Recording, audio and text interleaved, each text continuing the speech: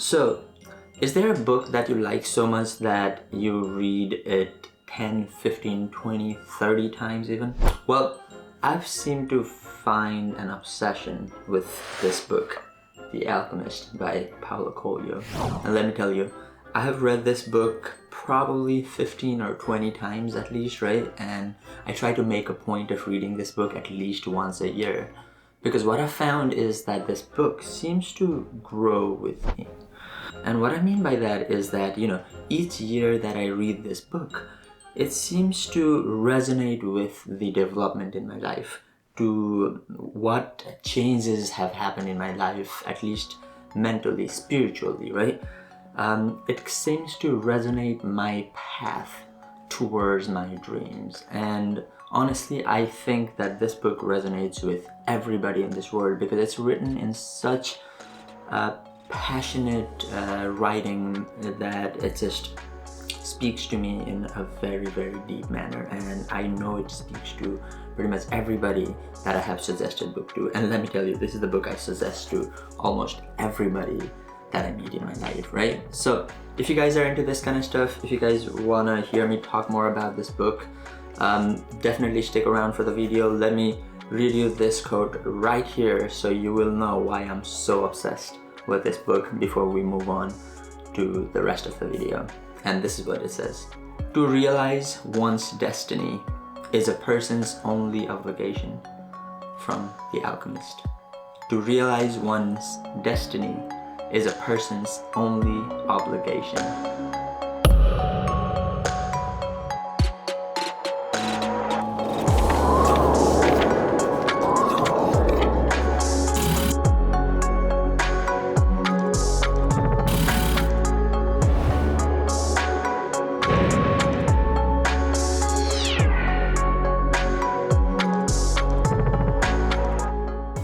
Hi guys, this is Vipin and welcome to A World Within, where I try to answer the fundamental questions in life with the help of readings, reflections, art, and affirmation.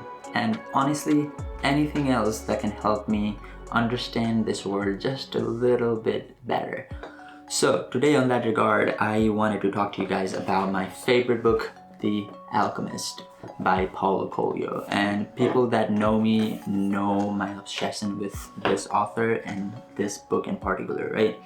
His other book, Veronika Decides to Die, is possibly one of my favorite books as well, and that book single-handedly changed my life's path. And I don't want to talk too much about that book because I know I always spoil it to people because I get so excited about it. So if you guys have not read Veronika Decides to Die, that's another book that I recommend from Paulo Coelho, the same author.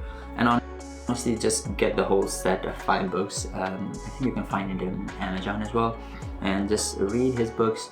Indulge in his beautiful writing, and especially his biographical books. They're not complete autobiographies, but they are autobiographical in nature in the sense that he writes these books in his perspective based on his experiences in life, but that also include, a larger, more fantastical and mystical elements to it, right? So Paulo Coelho is definitely an author to check out, and this book specifically, let's get back into The Alchemist, is an amazing read. It's almost poetic in its nature, even though it's a novel, because of how beautifully it flows from one sentence to another, and that just speaks volume to Paulo Coelho's ability as a writer, right? So what this book is about is a detail of a journey of a young man chasing his dreams, right?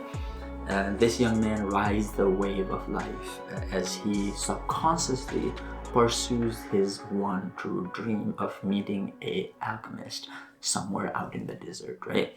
And as he's going through life, as he's riding the wave of life, he accumulates knowledge and ideas and traits that push him towards his goal, right? Everything he does in life seems to slowly be working in concoction to push him towards reaching his dream. So that's a story that's so beautifully written, and for me, any story like that is just amazing, and I think this book has subconsciously guided my life so far, and I know this book will guide my life for years to come, right? And one of the main quotes that probably a lot of people have heard from this book is, "The whole universe conspires for us to reach our dream," right? And I think a lot of people have heard this one, right? Where everything works in tandem for us to reach that goal. But the only requirement is that we need to have a goal, we need to have a vision, right? And in this book as well, like, we understand that from the beginning, this young man is chasing his dream of meeting this alchemist in the desert, despite all the different random, or at least seemingly random paths he seemed to take. He's making his way towards that alchemist, subconsciously at least, right? And that is something that speaks volumes in terms of manifestation as well, which is something I made a video on. I'm gonna link it right up here, so definitely check that video out on manifestation and how we can truly manifest our dreams, and you will see a little bit of relation between this book and manifestation as well, right? So now what I wanted to do today is we'll possibly just turn the page of the book, read a quote from somewhere in the middle, and try to reflect on that quote, right? I will at least try to reflect on how it relates to my life, and you guys can do the same over there at home as well, or wherever you are, driving, whatnot. Just use that moment in this book and its relation to the story as a point of reflection for your life as well, right? So let's go ahead and do that today, right? So let's see, I wanted this to be random, right? But I don't know. I've read this book so many times, but I am so bad at remembering details of things like this, especially like fantastical stories, because I think my dreams and my reality blend in together a lot. So do movies and storybooks. Storybooks are even more real because it's all within my imagination, right? So all of these blend in, so sometimes I don't even know if I'm remembering something real, something from a dream, from a book, from a movie. Whew. Anyway, so let's go ahead and turn the page before I start rambling again. All right.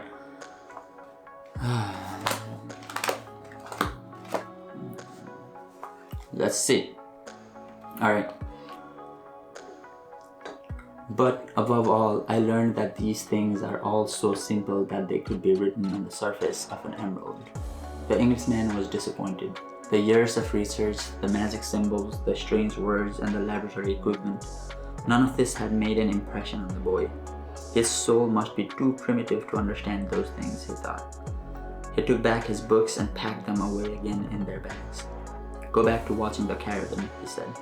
"That didn't teach me anything either." The boy went back to contemplating the silence of the desert and the sand raised by the animal. "Everyone has his or her own way of learning things," he said to himself. "His way isn't the same as mine, nor mine is his, but we're both in search of our personal legends, and I respect him for that." Wow. Good point to be at, right? So I think this is one of the portions in the book where the character of the book, the main character in the book, finally finds a ride across the desert, right? In a caravan, in a group of people that are traveling together, merchants that are selling items, travelers just traveling, reporters and entertainers and everything else are in this group, and he's traveling with them all, and he meets this Englishman who seems to have been a well-educated, sorcerer, philosopher, whatever you want to call him, and he shows our character these complicated books and symbols and theories and everything else, and our character pretty much compares them to things that if he has seen in certain things. He just simplifies it in a sense, right? And that kind of really reminded me of what is known in the scientific and academic community as first principles theory, right? And what that means is things have become very complicated, and as we advance in science and technology, we have created more complicated machines, more and more complicated ideas and everything else like that, right? But there are certain theorists and other intellectuals that believe in something called the first principles theory, and I am one of those people that truly relies on first principle theory when it comes to life approaches and anything else that I am really trying to break down and understand, right? And what is first principles theory? Well, let me give you an example, because I think you guys will understand this, right? But I know you guys have heard of Tesla as a car company, right? So Tesla, one of the first things that Elon Musk and the rest of the company did when they were trying to manufacture electric cars is try to use the first principles theory approach, right? And what they did for that is basically asked, what does a car need to move, right? It needs wheels and something to make the wheels go, something to direct the wheels, right? So why are there such complicated engines and transmission systems within a car if all we need to do is make these wheels go? Because I in the 11th grade had made a motor run a wheel in a car, right? So pretty much a electric motor which works with the idea of electromagnetic induction, which creates like a magnetic field, which creates oscillation that in turn runs the tire, right?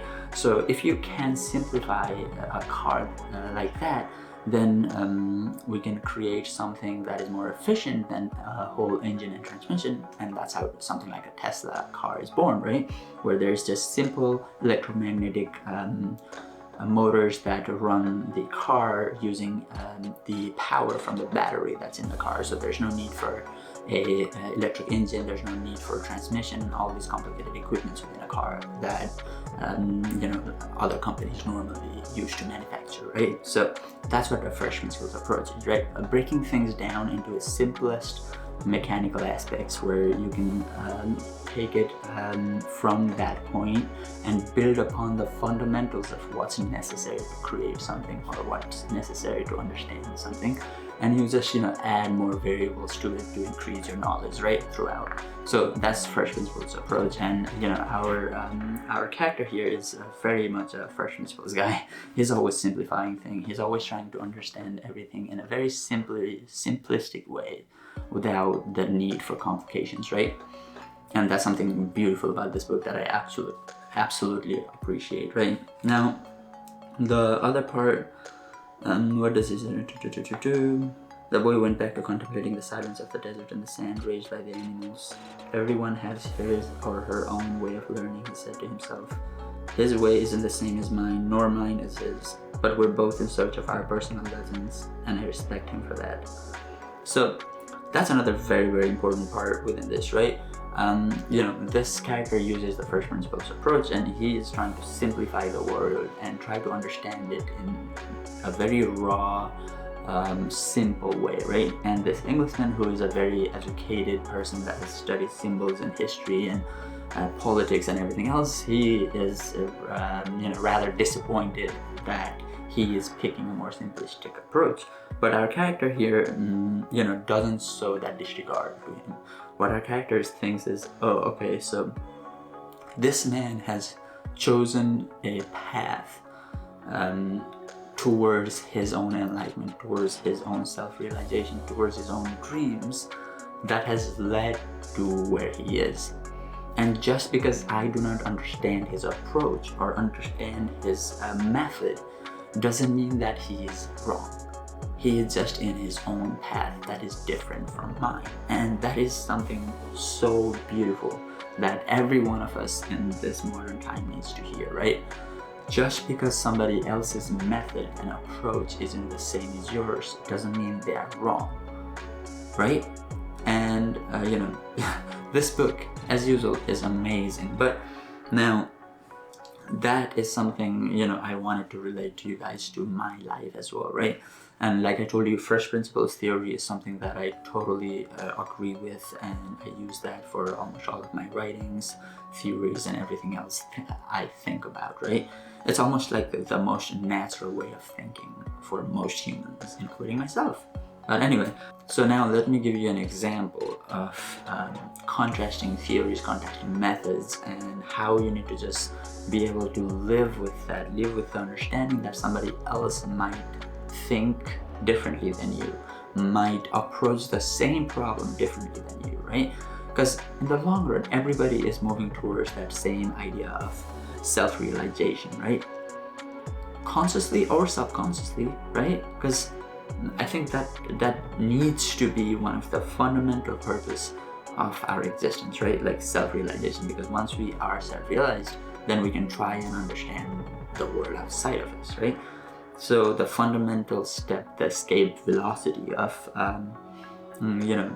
of life, I think, is self-realization. So subconsciously, everybody is approaching that, or at least moving towards it in one way or another, right? So if all of us are doing that, then why does it matter what approach others are taking? Yes, some approaches might be more effective than others, right? Some approaches might get us to the answer faster, but speed is not something that really matters when it comes to self-realization and something as big as spirituality, right? Because time is something that we have created to understand and kind of record change in our environment, right? As things change, we can record them based on what we've conceptually understood to be time. But time is not a concrete thing that exists within our system, right? It's just the measurement of change itself. So now change itself is fundamental to the whole system, to our system, to the systems around us, to consciousness and everything. Change is very important. But time isn't, because time is just the measurement of change, not change itself. So what that leads me to is that if time isn't real, then the time we take to achieve the same thing shouldn't really matter, right? So what that means long term for all of us is that, we can all take our approach, take our, method to try and achieve our dreams, right? If we are chasing our dream truly without interfering in somebody else's ability to chase their dream as well, then we're fine. So basically, we see more characters like this Englishman throughout the book, right? Where our character encounters different people that are also in different paths of their life, trying to reach this dream that they each have, right? This understanding that they each are after. So our character knows to just accept that others might have a different path than his, and that is something that has been very impactful to me in my life, right? Because my wife is very different from me, at least in philosophy and approach to certain aspects of life. So we have had our struggle at times, but we've also known to respect that. By now we have come to an understanding with each other to respect the paths we take and understand how it's important for each of us to take our own path, right? And that is something beautiful that this book does for us, among so many other things. So I really hope you guys liked what I told you guys about this book, and I really hope each of you goes and reads this book. I'll leave you a link to this book on the comment section below. I'll leave you the link to all the different sets that I talked to you guys about, the Veronika Decides to Die, and the whole 25th anniversary set as well. So definitely click the link below to go buy this book and read it. Let me know what you guys think in the comment as well, okay? So this is it for today though. Thank you so much for watching this video. Thank you so much for sticking till the end.